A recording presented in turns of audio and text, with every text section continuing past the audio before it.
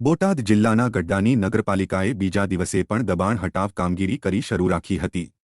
શહેરના બોટાદના ઝાપાથી જૂના મંદિર વાડી બજાર સુધી પર દબાણ હટાવવાની કામગીરી હાથ ધરી હતી અને અનેક દબાણો પર બુલડોઝર ફર્યું હતું। ગઢડા નગરપાલિકા વહીવટદાર, નગરપાલિકાના કર્મચારીઓ અને ચુસ્ત પોલીસ બંદોબસ્ત સાથે દબાણો હટાવવાની કામગીરી શરૂ કરવામાં આવી હતી।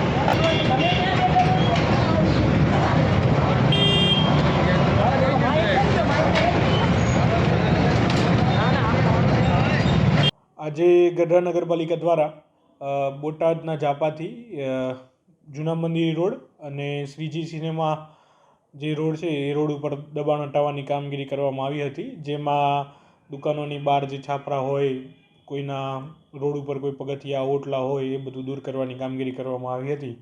અને હજુ આગામી દિવસોમાં જે આ રીતે દબાણ થયેલું છે નગરપાલિકા વિસ્તારના જાહેર રસ્તાઓ ઉપર, એ દબાણ દૂર કરવાની કાર્યવાહી કરવામાં આવશે।